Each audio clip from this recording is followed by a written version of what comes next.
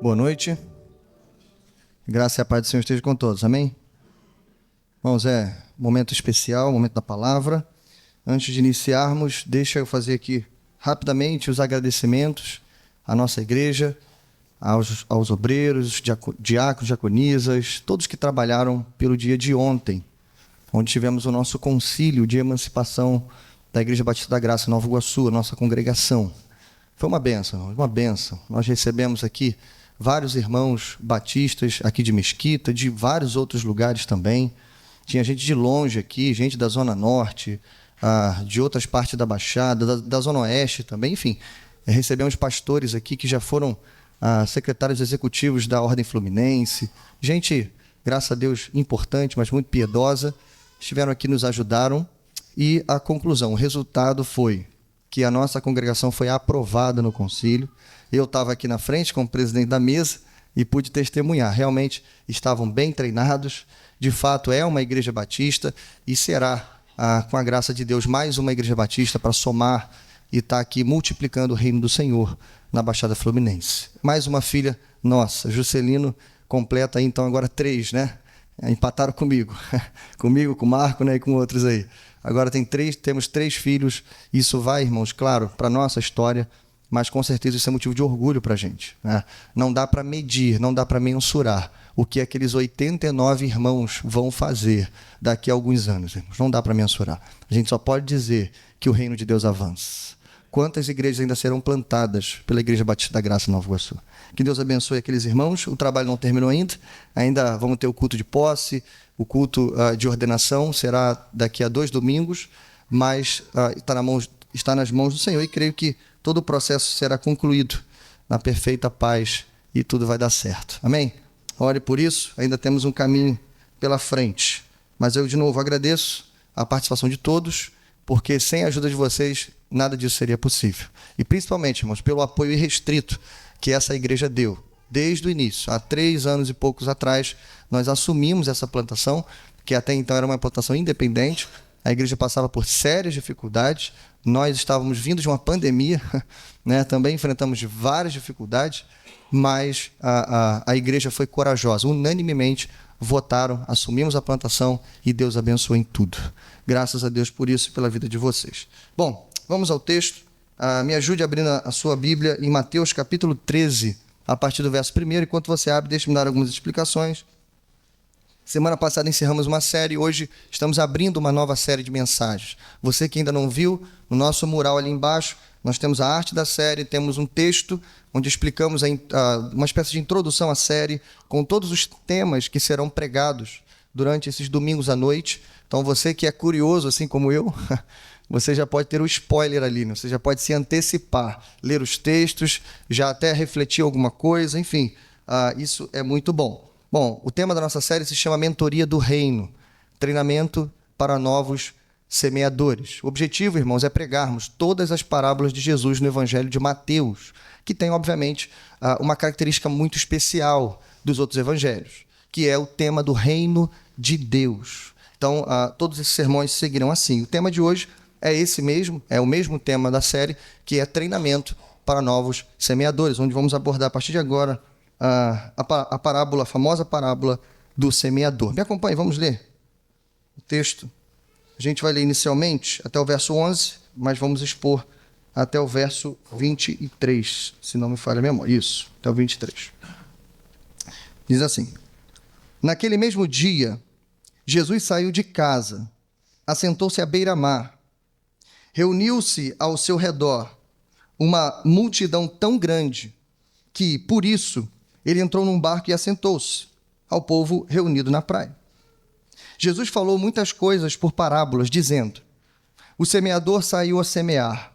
Enquanto lançava a semente, parte dela caiu à beira do caminho. As aves vieram e a comeram. Parte dela caiu em terreno pedregoso, onde não havia muita terra, e logo brotou, porque a terra não era profunda. Mas quando saiu o sol, as plantas se queimaram e secaram, porque não tinham raiz. Outra parte caiu entre espinhos, que cresceram e sufocaram as plantas. Outra ainda caiu em boa terra, deu boa colheita, a 100, 60 e 30 por um. Aquele que tem ouvidos para ouvir, ouça. Os discípulos aproximaram-se dele e perguntaram: por que falas ao povo por parábolas? Ele respondeu: a vocês foi dado o conhecimento dos mistérios do reino dos céus, mas a eles não. Amém? Vamos orar antes de entrarmos no nosso texto.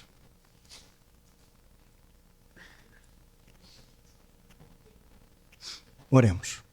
Pai nosso que estás nos céus, bendito e exaltado, Senhor, é o teu nome. Obrigado, Senhor, por esse domingo abençoado. Obrigado, Senhor, por esse final de semana em que o Senhor nos fez experimentar tantas coisas, Senhor, tantas alegrias no teu reino, na tua casa. Hoje, Senhor, congraçando, Senhor, todo esse tempo, nos dá uma palavra, Senhor, ao nosso coração. Que o nosso coração esteja também, Senhor, aberto, pronto, quebrantado e ansioso para ouvir a tua voz. Então fala, Senhor, fala com liberdade do nosso meio, para que em tudo a tua igreja seja edificada e o teu nome glorificado nesse lugar. Em nome de Jesus pedimos e oramos. Amém. Bom, irmãos, antes de iniciarmos, deixe-me pensar algo rapidinho com você. Você com certeza lembra da Segunda Guerra Mundial. Um conflito grandioso, de vulto mundial, como o nome já diz, com perdas irreparáveis, vários países envolvidos e claro que tem muita história dentro dessa história.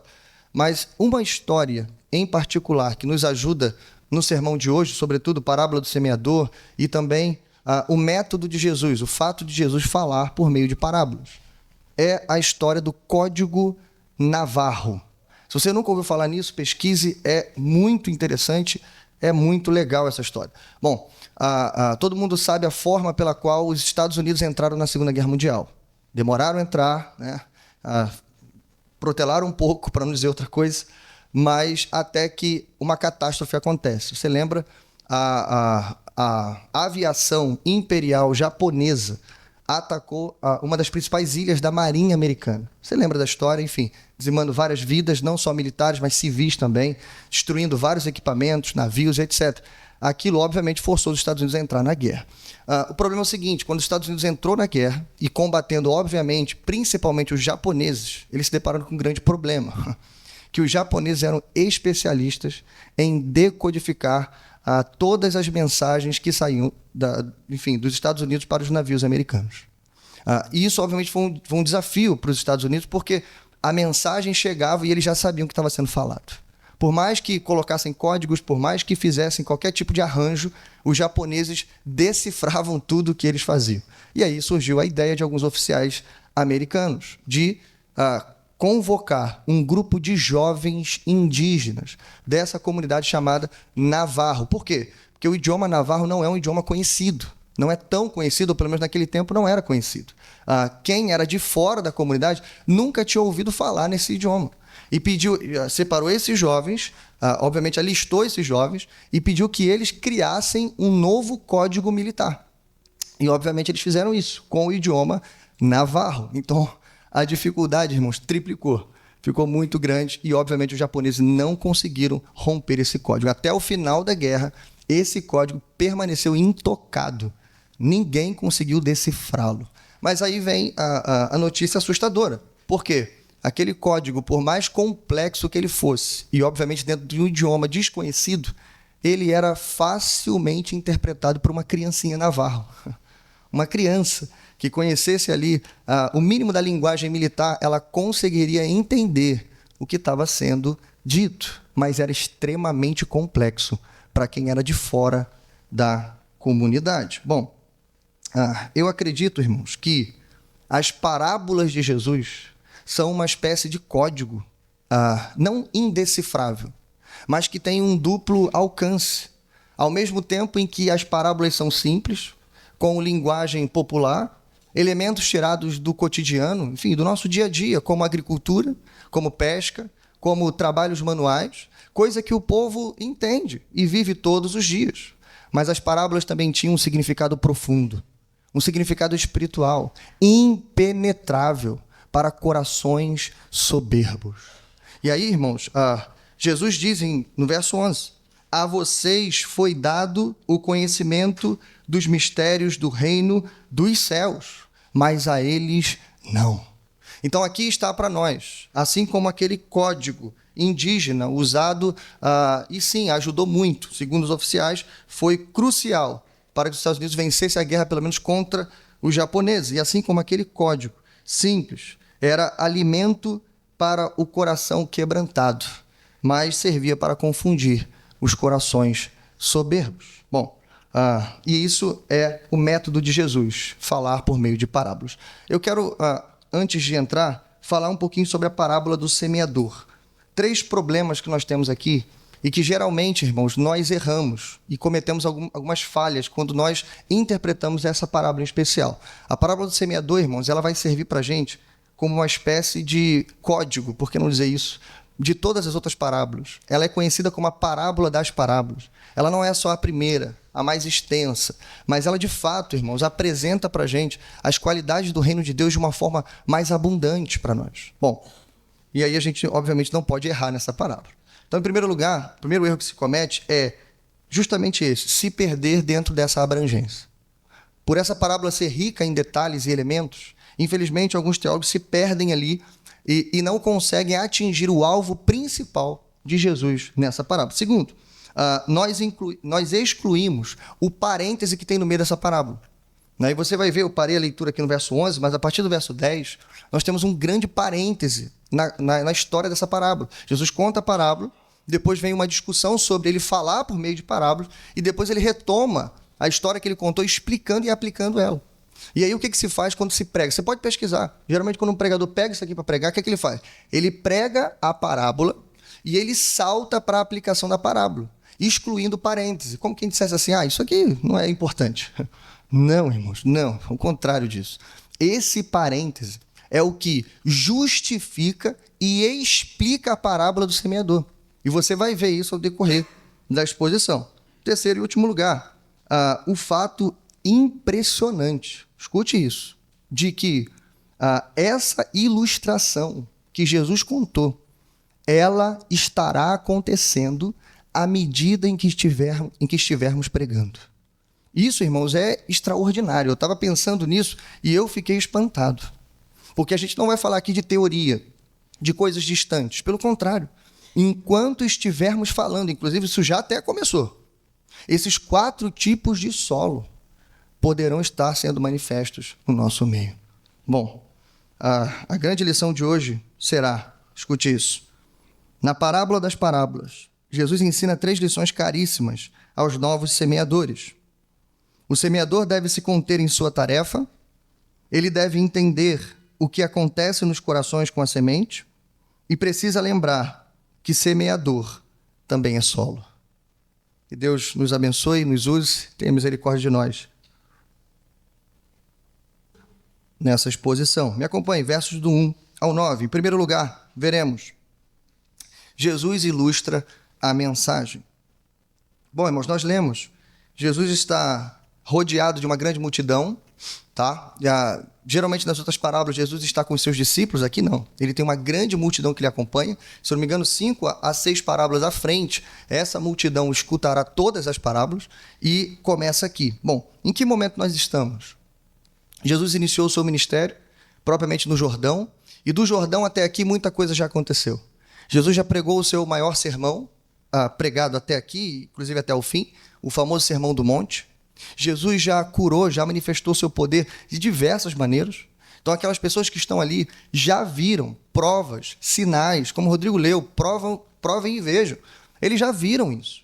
Viram Jesus curar enfermos, ressuscitar mortos, expulsar demônios, dar ordem à tempestade. Enfim, eles já viram todas essas coisas. Eles já viram muitas coisas de Cristo, porém algumas dúvidas ainda pairavam no coração desses discípulos, dessas pessoas, como por exemplo, será que é ele mesmo? Apesar de ver todas essas coisas, ele poderia ser um profeta, talvez alguém no nível de Elias, Moisés ou alguma coisa do tipo. A pergunta que seu próprio primo João Batista fez sobre Jesus, lembra? És tu mesmo o Messias ou devemos esperar outro? Ou até, talvez, a pergunta final dos discípulos que o teu reino virá agora ou temos que esperar mais um pouco ainda? Enfim, algumas perguntas ainda estavam no coração daqueles discípulos. E mais, irmãos, nós estamos no exato momento onde a oposição contra Jesus vai começar. E isso, inclusive, é alinhado. Quando Jesus começa a ensinar por parábolas, é porque a oposição vai começar. Dentro dessa multidão que o texto fala, tem religiosos, representados por fariseus, saduceus, herodianos, zelotes e também os escribas. Enfim, tem um público ali totalmente contrário às palavras do ministério de Jesus. A oposição vai começar e gradativamente essa oposição vai se transformar em perseguição. Bom, tudo isso está acontecendo ou está para acontecer. Bom, Jesus, então, ele se dirige àquela multidão para justamente falar não apenas da natureza do reino de Deus, não apenas contar de como esse reino vai se manifestar entre nós, mas principalmente para dizer, olha, a oposição que virá não anula em nada o poder desse reino, ou não anula em nada a manifestação desse reino entre nós. Pelo contrário, apesar da oposição, nós devemos perseverar. Esse é o motivo pelo qual Jesus conta essa parábola. Bom, entrando na parábola em si, você viu, Jesus começa dizendo, e o semeador saiu a semear. Irmãos, é uma linguagem simples, agrícola. Dá para a gente passar aqui bem rápido. Mas a primeira pergunta que a gente faz é, quem é o semeador? O semeador saiu a semear. A primeira pergunta é essa. De quem Jesus está falando? Imagine se você sentado no meio daquela multidão, ouvindo a parábola pela primeira vez. Imagine como se você ainda não conhecesse a explicação da parábola. E Jesus está dizendo, olha, o semeador saiu a semear. Primeira coisa que eu ia achar é que Jesus estava falando dele. Né? Mas, obviamente, não. Jesus não está falando dele, Jesus não está falando de Deus, Jesus está falando de cada discípulo dele, que após ele vai sair pelo mundo semeando e pregando a palavra. Bom, eu concordo com o Dr. Carson quando ele diz que o foco da parábola não é o semeador, mas eu preciso acrescentar algo a essa frase. O foco não é o semeador, porém a parábola inteira, ela foi feita para novos semeadores. O foco não é o semeador, mas a lição é para os semeadores. Bom, e aí ele começa a apresentar para você. Essa semente caiu em 4 tipos de solo. O primeiro solo, como ele diz, é à beira do caminho. Infelizmente, irmãos, essa semente que é lançada nesse primeiro solo, ela nem chega a penetrar no solo. Ela não germina, ela não cria vida. Por quê? Porque logo que ela cai à beira do caminho, vêm as aves e comem, devoram aquela semente. E, obviamente, a semente é roubada. O segundo tipo de solo, a semente também cai num terreno pedregoso, onde o solo, infelizmente, é raso. Aqui, nesse caso, a semente germina. Ela penetra o solo, mas sem muita profundidade. E diz o texto que quando o sol sai, calor aparece, aquele calor do Oriente Médio, né? Logo a planta que saiu nova, recém-plantada, recém-crescida, ela é queimada e a planta morre. Terceiro tipo de solo, a semente também cai num solo espinhoso. E aqui, irmãos, é interessante porque, assim como no caso anterior, a semente também germina. A planta também começa a aparecer, ela começa a crescer. Mas assim como no segundo caso, por causa dos espinhos, por causa das agulhas, das farpas, aquela planta é sufocada e ela também morre. Mas então vemos o quarto e último tipo de solo. O último é chamado de a boa terra. A semente cai e parece que tudo dá certo. Ela cresce, germina e mais ainda, irmãos, ela produz um fruto extremamente abundante, uma colheita abundante. E se você não entendeu essa linguagem, deixe-me explicar para você. Quando Jesus fala que aqui um fruto vai dar para 100, 60 e 30, irmãos, o que ele está querendo dizer aqui é que um milagre vai acontecer. É isso que ele está falando. Quando a semente cai em boa terra, um milagre acontece. Por quê? Porque a colheita é extremamente abundante. Só para você ter ideia, uma colheita comum naquele período dava mais ou menos de 1 para 10, no máximo. 1 para 7, vão dizer alguns, ou 1 para 10. Jesus está dizendo que quando essa semente germinar, vai ser 1 para 30, 1 para 60, 1 para 100. Em outras palavras, o que ele está dizendo é que a colheita será extraordinária. Bom, a gente já pode pincelar aqui, mesmo sem saber a explicação da parábola, 3 lições rápidas para a gente. Olha só, escute isso, você ainda não sabe o que significam esses elementos. Mas mesmo sem saber, você já pode tirar lições para a sua vida. Primeiro, a culpa de algumas sementes não brotar não é do semeador, e sim do solo. Para mim, irmãos, esse é o motivo central, porque Jesus está contando essa parábola. Até esse momento, todo mundo conhece a linguagem. No Oriente Médio, como de costume, primeiro se semeia e depois ara a terra. E não o contrário. Ou seja, o semeador não tinha a menor ideia do resultado que viria da sua semeadura. É isso que significa. Então Jesus está dizendo, olha, saiam, semeiem, plantem. Agora, o que vai acontecer depois não é de responsabilidade do semeador. O semeador saiu a semear. Ponto. Segundo, há vários tipos de solo e, infelizmente, a maior parte deles são improdutíveis. Aqui, irmãos, a gente ainda não sabe que solo significa coração, mas a gente já começa a ficar assustado pelo desenho do negócio. Por quê? Jesus dá 4 opções para a gente. 4 opções. Das 4 opções, apenas uma é frutífera, é produtível. Apenas uma será chamada de solo bom. E terceiro, a linguagem, mesmo falando de uma linguagem de agricultura, é uma linguagem pesada, irmãos. Pesada. Veja, no primeiro exemplo, a semente é devorada.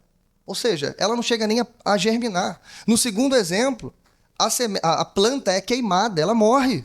No terceiro exemplo, ela é sufocada, ela também morre. E somente no quarto, a vida e a fruto. Bom, eu acredito que até esse momento há muitas perguntas, há muitas dúvidas no coração daquelas pessoas, porém, elas estão realmente preocupadas. Bom, em segundo lugar, depois de ensinar ou pregar a parábola, ou contar a ilustração, em segundo lugar, Jesus justifica a parábola. Leia comigo, acompanhe. Agora a gente vai ler versos 10 ao 17. Os discípulos aproximaram-se dele e perguntaram, por que falas ao povo por parábolas? Ele respondeu, a vocês foi dado o conhecimento dos mistérios do reino dos céus, mas a eles não. A quem tem, será dado, e este terá em grande quantidade. De quem não tem, até o que tem lhe será tirado. Por essa razão, eu lhes falo por parábolas, porque vendo eles não veem, ouvindo não ouvem, nem entendem. Neles se cumpre a profecia de Isaías. Ainda que estejam sempre ouvindo, vocês nunca entenderão. Ainda que estejam sempre vendo, jamais perceberão, pois o coração deste povo se tornou insensível. De má vontade ouviram com seus ouvidos e fecharam seus olhos. Se assim não fossem, poderiam ver com os olhos, ouvir com os ouvidos, entender com o coração, se converter, e eu os curaria. Mas felizes são os olhos de vocês, porque veem, e os ouvidos de vocês, porque ouvem. Pois eu lhes digo a verdade, muitos profetas e justos desejaram ver o que vocês estão vendo, mas não viram, e ouviram o que vocês estão ouvindo, mas não ouviram. Aqui, irmãos, em segundo lugar, depois de contar essa ilustração, essa parábola, Jesus então responde à pergunta dos seus discípulos, por que então falar dessa maneira? Por que falar de uma maneira ao mesmo tempo simples, mas ao mesmo tempo complicada? Elementos do dia a dia, mas com uma profundidade nelas. Jesus vai dar essa explicação para a gente. A explicação está aqui diante de nós. Antes da explicação, vale a pena lembrar, irmãos, o que significa uma parábola?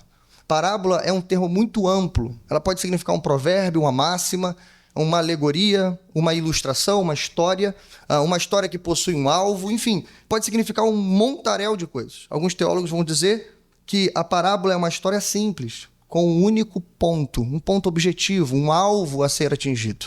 Tá? E é isso que também nós defendemos. Mas a pergunta continua, por que Jesus escolheu esse método para poder falar? Bom, ele mesmo diz, versos 11 e 12, a parábola é revelação e ocultação ao mesmo tempo. Lembra? Jesus tinha um grupo, uma multidão heterogênea diante dele. Ele tinha gente simples, pobre, agricultores, pescadores, gente quebrantada, pobre de coração, humilde, querendo ouvir a palavra, com o coração aberto, mas também tinha gente fazendo oposição ao seu ministério. Religiosos, alguns, obviamente, ou a maioria deles, fariseus, saduceus, homens que já estavam começando uma espécie de perseguição contra o ministério do nosso Senhor. E, obviamente, ele sabia disso.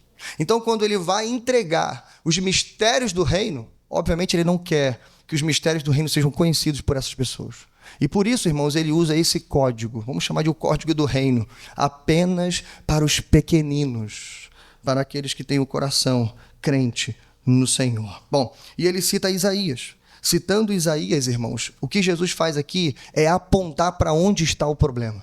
Jesus literalmente está usando Isaías para dizer assim, o problema está no coração deles. E ele diz literalmente, o coração deles é insensível. Então veja, irmãos, por que esse povo, essas pessoas que estão ali, ouvem a parábola, embora simples, mas não conseguem entender a parábola? Porque o coração deles está fechado, o coração está endurecido, e obviamente eles não podem entender. Mas o texto ainda diz, eles ouvem de má vontade, com os olhos fechados, vendados. Veja, irmãos, imagine isso. O coração é tão endurecido. Ele se senta para ouvir a palavra, mas infelizmente o coração já tem todas as suas respostas. O coração está fechado, nada pode penetrar. Infelizmente, só vai sobrar para essas pessoas incompreensão no final das contas. Bom, aqui, irmãos, nós vemos um grande mistério diante de nós. Veja isso. Aqui nós temos, diante de nós, o mistério da soberania de Deus e, ao mesmo tempo, o mistério da responsabilidade humana. Veja como isso é extraordinário. Ele diz, a vocês é dado conhecer os mistérios do reino dos céus. Aqui, irmãos, nós somos apresentados a esse resultado maravilhoso de que, para algumas pessoas, como eu disse, esses pequeninos, como ele mesmo chama em outro lugar, para eles é dado um grande privilégio, conhecer o reino dos céus. Mas a mesma frase que diz que para alguns é dado, a mesma frase diz, mas para eles não. Se traduzíssemos o texto literalmente, o texto ficaria pior ainda. Porque a palavra dado, didomi em grego, ou foi concedido, ela é repetida 2 vezes. Em primeiro lugar, diz que para esses, ou seja, para vocês, para os pequeninos, foi dado, foi concedido. E no final ele diz assim, mas para eles não foi concedido. Em outras palavras, Jesus está apontando. Jesus está dizendo literalmente, olha, esses eu quero que eles saibam. E esses outros eu não quero que saibam. É isso que Cristo está dizendo. Ao mesmo tempo que temos a soberania de Deus agindo aqui, através da revelação dos mistérios de Deus, nós temos também a responsabilidade humana. Porque ao mesmo tempo que é velado o conhecimento para eles, mas lembra, o coração deles está insensível para ouvir e receber a mensagem. Então, ao mesmo tempo que eles não conhecem, eles também não querem conhecer. Só para lembrar para o seu coração, Salmo 36:9, irmãos, está escrito, pois em ti está a fonte da vida, graças à tua luz vemos a luz. O que o salmista diz para a gente, irmãos, é que para permanecer nas trevas, você não precisa de ajuda.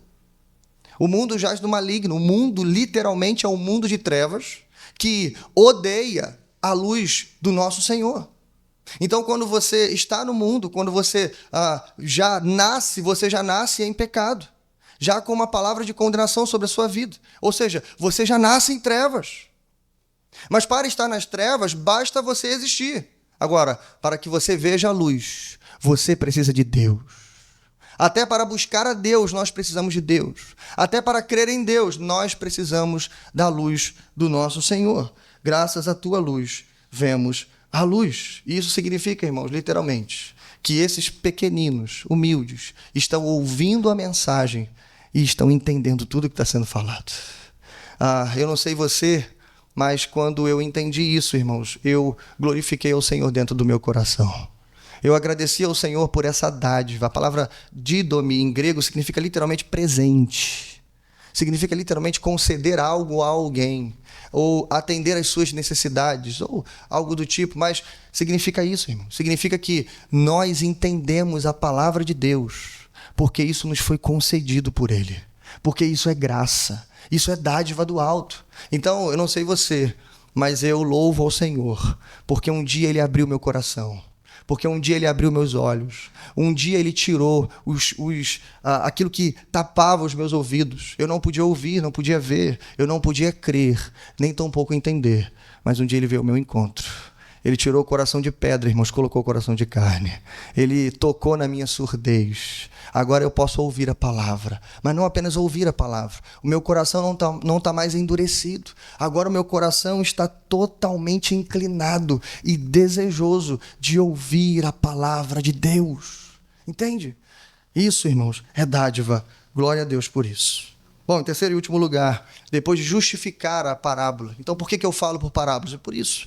Porque eu quero que apenas os meus escolhidos entendam o que eu estou dizendo. Em resumo, é isso. Mas, em último lugar, Jesus aplica a mensagem. Aqui sim, aqui você vai ter acesso à explicação do próprio Senhor da parábola do semeador. Que maravilha, que bom seria se ele tivesse explicado todas, né? A gente teria menos dúvida, menos problemas, menos debate teológico. Mas, amém, amém por isso. Vamos ler? Verso 18 diz assim: portanto, ouçam o que significa a parábola do semeador. Bom, Jesus vai retomar aqui, irmãos, aqueles 4 tipos de solo. Lembra? O semeador saiu a semear. E ele já disse, ele já deixou isso implícito. Olha, a culpa não é do semeador. A culpa não é nem da qualidade da semente. O problema é o solo que ela está caindo. Então vamos nos lembrar daqueles 4 tipos de solo, aplicando a cada um deles. Então, em primeiro lugar, eu chamo de o coração descuidado. O primeiro tipo de solo é o coração descuidado, versos 18 e 19. 19 agora. Quando alguém ouve a mensagem do reino e não a entende, o maligno vem e lhe arranca o que foi semeado em seu coração. Este é o que foi semeado à beira do caminho. Veja, irmãos, escute isso. Lembra que eu falei lá atrás? Na linguagem agrícola, a notícia já era pesada. Mas aqui a coisa fica um pouco pior. Porque a gente não está falando só de plantio. A gente não está falando só das técnicas, né, da agricultura. A gente está falando de receber a mensagem. E que privilégio, irmãos, convenhamos. Estarmos sentados. Eu sou suspeito em dizer, porque geralmente eu estou pregando, mas como eu gosto de estar no lugar de vocês. Como é bom para mim sentar e degustar e ouvir e ser alimentado, enfim. E no final glorificar a Deus pela sua palavra. Como é bom. Então, irmãos, veja, mas o que Cristo está nos dizendo através dessa palavra, em primeiro lugar, é: não adianta estar sentado nesse lugar apenas ouvindo. Por quê? Tudo vai depender se a semente vai germinar ou não. Lembra? Aqui a semente não germina, porque as aves vêm e levam. E Jesus explica: ei, eu não estou falando de ave de rapina, de coruja, de coisa do tipo. Eu estou falando do maligno. Eu estou falando do diabo. Ele é a principal pessoa que está preocupada que essa mensagem não penetre o seu coração. É isso que Jesus está dizendo. Veja, é possível, 2 coisas aqui então. É possível perder aquilo que não se tem. É possível perder a mensagem que ainda nem entrou no seu coração. Você não teve tempo nem de entender a mensagem. Você está aí sentado e você está ouvindo a gente falar. Antes de você refletir a mensagem, antes de chegar no final do culto, ou até do lado de fora, pronto, a mensagem já sumiu do seu coração, da sua alma. Infelizmente é isso que ocorre, irmãos. Até porque há um exercício que muito pouco estamos fazendo, irmãos, nos últimos tempos, que é o exercício da meditação, da reflexão ou da contemplação, como diziam os puritanos. Infelizmente nós ouvimos sermões atrás de sermões, ouvimos palavras sentados como essa que está sendo dita aqui, e essa palavra vem até nós, mas infelizmente a gente deixa ela se perder. É claro, irmãos, que se eu perguntar para você o que foi pregado semana passada, muito provavelmente nem eu lembro direito o que foi pregado. É óbvio. Alguém já disse, um sábio pastor disse no passado que o sermão é como a comida que você comeu semana passada. Você pode até não lembrar, mas ela serviu para te alimentar e te sustentar. Não é isso? Bom, mas você pelo menos tem que fazer o exercício de aplicar aquela mensagem ao teu coração. Ela tem que descer até o profundo do seu coração. E, infelizmente, nesse caso, ela não penetra. Segundo, uma lição que nós temos aqui é: esconda a mensagem bem fundo no seu coração. Ou seja, como é que eu impeço, como é que eu faço para ouvir a mensagem e não deixar o maligno raptar ela, roubar ela de mim? Então, logo eu saio daqui. Eu explico para você. Ou melhor, o salmista nos ensina. Né? Salmo 119, verso 9. Escondi a tua palavra. Onde? No meu coração. Para quê? Nós sabemos, irmãos. Eu já expliquei, explico de novo aqui. A palavra escondi em hebraico é tsafan, que significa literalmente entesourar.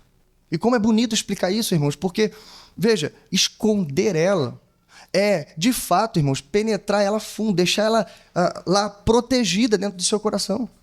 Só que você só faz esse exercício de acordo com o valor que você dá para a semente ou para a palavra de Deus. Entende? Você só entesoura aquilo que tem valor para você. Onde você guarda a sua caixinha de joias? Você que é rico ou rica, né? Nem tenho isso, mas enfim. Alguém aqui deve ter, né? Mas onde você guarda a sua caixinha de joias? Ou, pra gente, né? Onde que a gente guarda a nossa carteira? Cheia de papel, né? Mas tem cartão ali, né? Não pode perder, não é isso? Você não deixa ela em cima do carro, sei lá, na varanda, enfim, jogada no chão. Não, você guarda ela com cuidado. Você guarda geralmente dentro de casa, longe da porta, longe da entrada, não é isso? Você bota ela na estante do quarto, em algum lugar um pouco mais protegido. Por quê? Porque aquilo tem valor para você. Talvez, irmãos, o motivo pelo qual a gente não tem escondido ou deixado essa palavra penetrar nos nossos corações, porque não fazemos desse momento um momento de valor para a gente. Porque não fazemos dessa palavra algo extremamente valioso para o nosso coração. Bom, em segundo lugar, Jesus já falou sobre a semente que cai à beira do caminho, mas em segundo, ele vai falar agora sobre o coração raso. Versos 20 e 21, me acompanhe. Quanto ao que foi semeado em terreno pedregoso, este é aquele que ouve a palavra e logo a recebe com alegria. Todavia, visto que não tem raiz em si mesmo, permanece por pouco tempo. Quando surge alguma tribulação ou perseguição por causa da palavra, logo a abandona. Aqui está, irmãos, então, o segundo tipo de solo. Diferente do primeiro, lembra? A gente já viu. Aqui a palavra, ela penetra. Mas, infelizmente, ela não penetra tão fundo assim. Ela não consegue chegar nos meandros da nossa alma. E aí, como diz a própria parábola, logo vem o sol, queima e destrói aquela planta, irmãos. Por quê? Jesus explica, é porque não tem raiz. Eu coloquei aqui pra gente a síndrome de quem não tem raiz, ou melhor, os sintomas de um crente sem raiz. Escute isso, duas coisas. Primeiro, vemos muita empolgação e pouca reflexão. Aqui, veja, ele ouve a palavra e logo a recebe. Aceita, fica empolgado, né? Faz planos, enfim, conta para as pessoas. Olha, agora eu sou crente, viu? Fui lá na igreja Batista Juscelino, ouvi uma palavra abençoada, e agora eu sou crente. Estou fazendo curso de discipulado, vou me batizar, e agora eu sou de Jesus. Pronto. Mas, infelizmente, irmãos, vem o primeiro vendaval, vem a primeira dificuldade, vem a primeira tribulação, e a primeira coisa que essa pessoa faz é abandonar o caminho. Por isso, em segundo lugar, qualquer vento lhe derruba. Por quê? Porque não tem raiz, irmão. Não tem profundidade. Como foi pregado hoje de manhã, o pastor Sérgio pregou para a gente. Talvez ele disse isso de manhã, talvez você não esteja passando por um momento de ventos contrários. Mas por que essa mensagem é importante? Porque não é se, irmãos, é quando. O próprio Cristo disse, no mundo tereis aflições. Irremediavelmente, você enfrentará tribulações, perseguições, dificuldades na sua caminhada. Seja aqui, seja colar, seja com parentes, seja com vizinhos, seja no trabalho, seja onde for. Então você precisa dessa profundidade. A gente precisa, irmãos, literalmente sair do nível raso. A gente precisa não se contentar com o beabá do evangelho, irmãos. Não que o evangelho seja beabá, entenda o que eu estou dizendo. Decorei 3 versículos, pastor. O Salmo 23, o Salmo 91 e qual outro? Sei, Salmo 1 ou qualquer outro texto que você saiba de cor. A gente precisa se aprofundar na palavra. A gente precisa decorar as escrituras. Eu lembro aqui dos valdenses, depois pesquisa. Os valdenses, irmão, foram um povo cristão que viveram em cavernas na época da Inquisição, sobreviveram 1000 anos em cavernas. 1000 anos! Sabe o que os valdenses faziam, perseguidos de um lado para o outro? Eles não tinham papel, não tinha como copiar a escritura. Sabe o que eles faziam? Eles arrancavam uma página da escritura e davam na mão de cada um. E cada crente decorava uma página da escritura. Quando juntava todo mundo, eles tinham a Bíblia na mão. Entende isso? Isso é fidelidade, isso é dedicação, isso é entesourar a palavra. Nós precisamos literalmente sair desse nível, irmãos, do nível raso. Mas em terceiro lugar, verso 22, Jesus fala sobre o terceiro tipo de solo. quanto ao que foi semeado entre os espinhos. Este é aquele que ouve a palavra, mas a preocupação desta vida e o engano das riquezas a sufocam, tornando-a infrutífera. Aqui eu chamo esse solo de o coração preocupado. E preocupado com o quê, irmãos? Aqui veja isso. A preocupação com esta vida e engano das riquezas estão diretamente ligados. Ou seja, aqui muito provavelmente Cristo não está falando de preocupações importantes que temos, como por exemplo alimentar nossa família, como por exemplo cuidar dos enfermos, preocupações legítimas, não. Jesus provavelmente está falando de preocupações fúteis. Jesus está falando de preocupações ligadas ao engano da riqueza. Ou seja, deixe-me listar aqui, né? Como eu coloquei, procurando em coisas ausentes a ajuda que não obtém nas coisas presentes. Essa frase não é minha, obviamente, é de Blaise Pascal, mas eu gosto muito dela porque essa frase, irmãos, ela mostra a loucura do consumismo dentro do nosso coração. Não sei se você já parou para pensar. Você sabe o que é consumismo? É você comprar aquilo que você não precisa porque está todo mundo tendo. Porque você viu em algum lugar, nas redes sociais, na televisão, a propaganda, não sei, alguma coisa chegou para você, você ficou tão louco por causa daquilo, e você gasta o que você não tem para comprar aquilo que você não precisa. E Pascal está dizendo o motivo pelo qual nós fazemos esse tipo de coisa. Porque nos preocupamos ainda com coisas materiais. De novo, não estou falando de coisas necessárias, estou falando de coisas fúteis. Por quê? Porque buscamos nas coisas ausentes o que não conseguimos obter nas coisas presentes. Ou seja, você sofre pelo que você não tem. Mas deixa eu te fazer uma pergunta aqui para ver se você entendeu essa frase. Você está satisfeito com as coisas que você tem? Você está feliz com aquilo que Deus te deu, pelo menos até esse momento? Irmãos, a minha reflexão não é um incentivo para que você pare de estudar, pare de trabalhar e pare de desejar coisas boas na sua vida. Não, não é isso. Mas é para que você continue louvando e glorificando a Deus por cada coisa que Ele tem te dado. Já percebeu que a gente sempre vive em função do amanhã? A gente está aqui hoje, mas a gente só acha que a gente vai ser feliz quando a gente estiver lá. O problema é que quando a gente chega lá, a gente acha que só vai estar feliz quando a gente estiver em outro lugar. De modo que a gente nunca está satisfeito. Irmãos, isso é pecado. Porque se o Senhor tem cuidado de nós, assim como Ele cuida dos lírios do campo e das aves do céu, então o que mais Ele não fará com os seus filhos? Isso é ingratidão. Nós precisamos olhar para o pouco que temos, para o lugar onde Deus nos colocou. Lembra de semana passada? A gente falou disso. Paulo estava na prisão, mas ele aproveitou a oportunidade. Ele não ficou reclamando, se eu não tivesse aqui eu faria tanta coisa. Não. Ele olhou para o lugar onde ele estava e pensou assim, o que eu posso fazer daqui?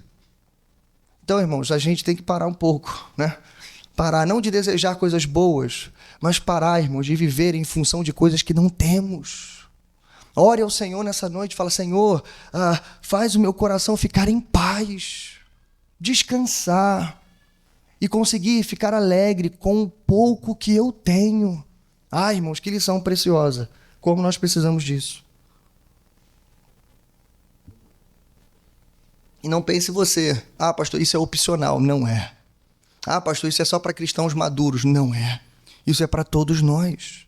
Qual é o risco de não aprender essa lição? Qual é? A semente não consegue germinar no teu coração.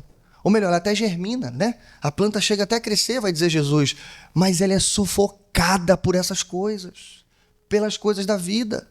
Veja, irmãos, coração preocupado é um coração dividido. Se você está tão preocupado com essas coisas, as coisas da vida, as coisas materiais, as coisas fúteis da vida, coisas que você não tem, mas talvez você nem precise tanto dessas coisas. Sabe o que acontece? Não tem espaço para Cristo Jesus ali. Porque o teu coração está vivendo tanto em função daquelas coisas que Cristo não tem o lugar principal. O trono já está ocupado. E coração dividido, irmãos, Cristo não reina. Ele só reina sozinho, porque Ele é soberano. Amém? Bom, quarto e último lugar. Aí sim, nós chegamos à terra boa. O que eu chamei de o coração do crente. Veja, verso de número 23. E finalmente, o que foi semeado em boa terra. Este é aquele que ouve a palavra e a entende. E dá uma colheita de 100, 60 e 30 por um. Por fim, irmão, chegamos, então, no coração do crente. Chegamos, por que não dizer ao seu coração, ao meu coração? Ao coração que, ao invés de não ser um coração insensível, ouvir de má vontade, não. É um coração que deseja ouvir a palavra de Deus. Um coração aberto à palavra. E aqui, irmãos, 3 coisinhas para a gente aprender de uma vez por todas o que é um coração que entende a palavra. Lembra? Não basta ouvir, você precisa entender. Então, o que é? Primeiro, o coração que entende a palavra é aquele que é operado pelo Espírito Santo. A gente já viu isso. A vocês foi concedido, a vocês foi dado, foi como um presente. Então não pense que o conhecimento que você tem, a luz que você tem, ou a capacidade que você tem de ouvir a palavra, refletir a palavra, esconder a palavra, isso vem de você. Que nessa noite você saia daqui grato ao Senhor porque o Espírito Santo trabalha no seu coração. E ele, veja, ele não trabalhou apenas no primeiro dia, quando você se converteu, mas ele continua trabalhando dia após dia, e principalmente toda vez que a palavra é pregada. Então, toda vez que a semente é lançada e cai no solo, e você, obviamente, é um solo fértil, é o Espírito Santo que está levando essa semente até a profundidade do seu coração. Segundo lugar, o coração que entende a palavra é sensível à palavra. Irmãos, isso aqui é maravilhoso. Não é um coração endurecido, como eu já disse, mas é um coração que está aberto, desejoso. Você sai de casa pensando, claro, no culto como um todo. O culto, graças a Deus, é maravilhoso. Os louvores, né? O momento do ofertório, como a gente viu, as orações, encontrar os irmãos, a comunhão, tudo é muito bom. Mas é óbvio, irmãos, que a palavra é o centro.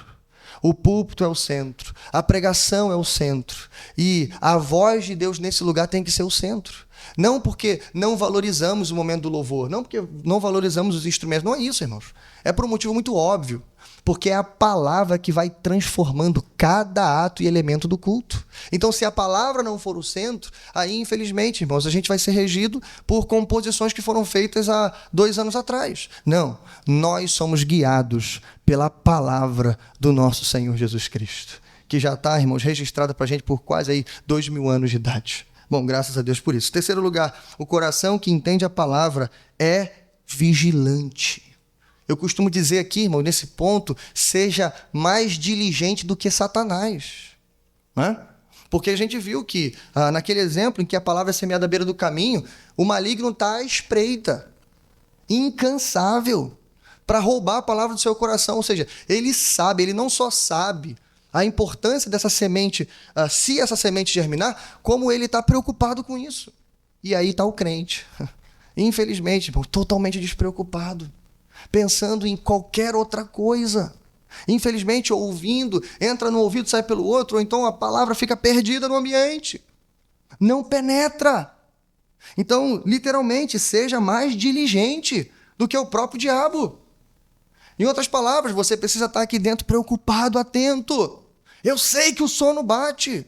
Eu sento aí também para ouvir. Eu sei que é cansativo.